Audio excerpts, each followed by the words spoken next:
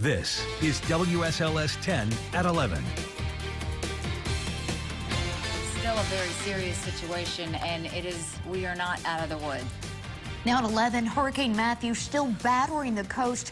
The damage from strong winds and rain across the Carolinas, plus the impact here in our area. And 2 California police officers shot and killed. A 3rd officer in the hospital. What we're learning about the deadly situation in Palm Springs. Plus, I said it, I was wrong, and I apologize. a firestorm in the Republican Party and beyond. What Virginia lawmakers are saying about the recent comments made by Donald Trump. Good evening and thanks for joining us. I'm Rachel Lucas.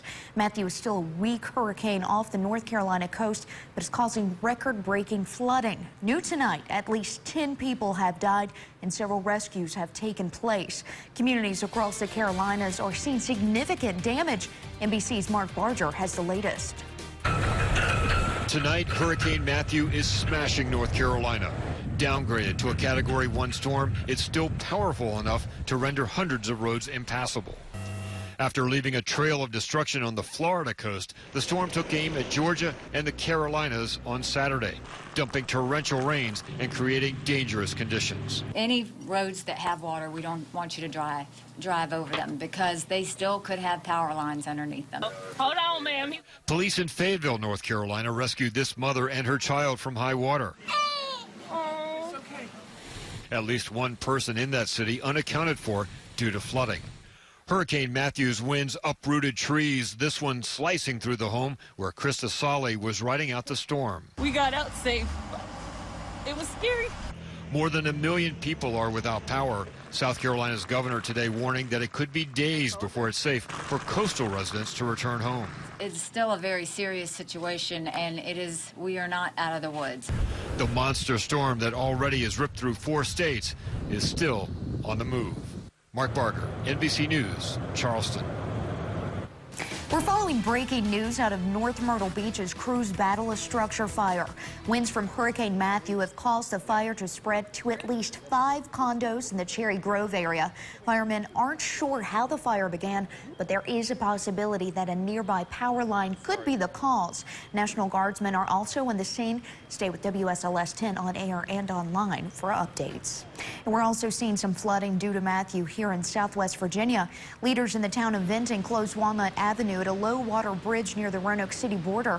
As you can see, there's a lot of debris, including a tree. Currently, town leaders are asking drivers to seek a different route. For more on Hurricane Matthew, let's check in now with meteorologist Alan Auglist. Hey, Alan. And we still are seeing Matthew churning along the mid-Atlantic coastline right now. You do see that circulation right about there, right off of Cape Hatteras, starting to pull away into the Atlantic, but still it is bringing some gusty winds and also all of this heavy rain pushing in from the Atlantic towards southeastern Virginia. A lot of reports of some dangerous flooding into North Carolina and now around the Norfolk area this evening. As we take a look at what's going on in terms of the flooding, we have a flash flood warning. Look at this. The entire eastern half of the state of North Carolina under a flash flood warning, and also around the Tidewater area of Virginia. So dangerous flooding here in the portions of the mid-Atlantic. Matthew's track right now, winds still at 75 miles per hour, so still a Category 1 hurricane, moving to the east-northeast now at about 14 miles an hour. So some good news, it will continue to pull out to sea and eventually weaken as it does so, pull out into the mid-Atlantic waters. By Monday evening, winds only about 40 miles per hour. Also, we were concerned about the winds with this. Take a look at some of these peak wind gusts. Tybee Island up to 94 miles per hour, even around the Savannah area, gusting up to near hurricane force at 71 miles per hour. We'll talk about our local weather here coming up in just a few minutes. People across the Commonwealth are helping those affected by the hurricane. Today in Danville, volunteers from God's Pit Crew packed blessing buckets with toiletries and non-perishable food items. Meanwhile, in Christiansburg, the police department and the Red Cross collected supplies such as water, cleaning items, and pet food. All items will be sent to parts of the southeast affected by the storm. And for more on how you can help, go to our website at WSLS.com. New at 11, Vinton police are looking for a man wanted in an armed robbery. It happened just before 7 p.m. at the Cricket Wireless phone store on Hardy Road. Investigators say the man walked into the store with a gun, demanded money, and ran away with cash. Call police if you have any information. New tonight, 2 California police officers are dead. Another is still in the hospital after a shooting in Palm Springs. The officers, from what I understand, were at the front, near the front door, trying to negotiate with the suspect to just comply. It was a simple family disturbance, and he elected to open fire on a few of the guardians of this city. Police do not know who opened fire on them and why. They believe SWAT teams have the suspect barricaded inside the home. One of the officers killed was a 35-year veteran. The other had recently returned to work after giving birth. A man is dead after a late morning shooting in Danville. Police received a 911 call around 11 a.m. at a home along the 200 block of College Park Drive. When officers arrived, they found 31-year-old Harland Luck dead from gunshot wounds. His body is being sent to the medical examiner's office for an autopsy. So far, no arrests have been made and the investigation is still ongoing. New tonight, Republicans in Virginia are now speaking out against party nominee Donald Trump. Virginia State Senator and Republican 5th District nominee Tom Garrett, an outspoken supporter of Trump, said on Facebook that he's joining opponent Jane Dittmar in condemning Trump's statements. This comes after a recording surfaced Friday showing Trump making vulgar comments toward women. A slew of Republicans have pulled their endorsements for the candidate. I can no longer look past the pattern of behavior and comments that have been made by Donald Trump. There's no way I'm voting for Hillary Clinton, but I can no longer endorse Donald Trump for president. I just can't do it. Trump issued a statement on Twitter saying he will never drop out of the race. Coming up, helping combat veterans return to civilian life. You appreciate the fact that there's somebody or something else that's hurting, and that you can be part of its healing as much as they are part of your healing. How one nonprofit is helping people cope with issues like depression and PTSD while rescuing local horses. Plus, chocolate, pastries, and other goodies, all the things we love. The event that gave Southwest Virginia the chance to indulge, all for a good cause. Closed captioning brought to you by Okies, 150 years in the Roanoke Valley. Even though your work week is over, the news never stops. Wake up weekend mornings to friends you trust. Virginia Today with Rachel Lucas and AMS certified meteorologist Jonathan Kegas. Saturday and Sunday mornings on WSLS 10.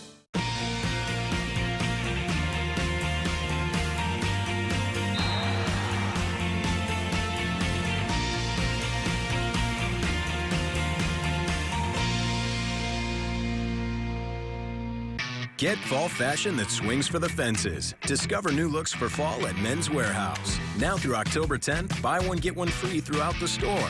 Plus, take 30% off all sweaters. Men's Warehouse. Rise to the occasion.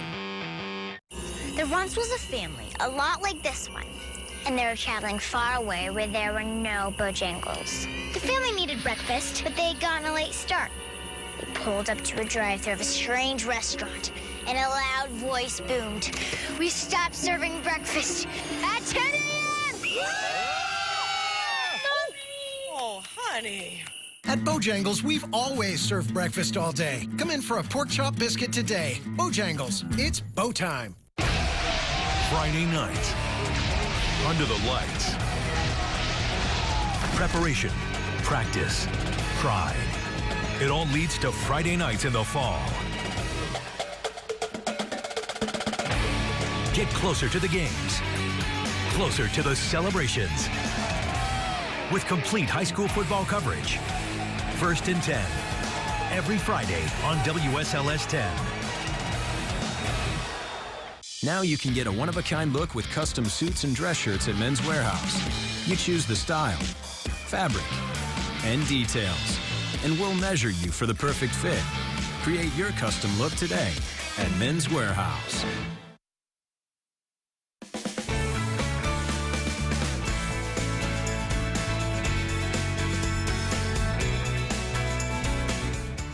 A local organization aims to help those who served their country. The founder of New Freedom Farm helps veterans transition back into civilian life through horse therapy. So far, the nonprofit has helped nearly 50 veterans begin recovery from depression, substance abuse, and PTSD.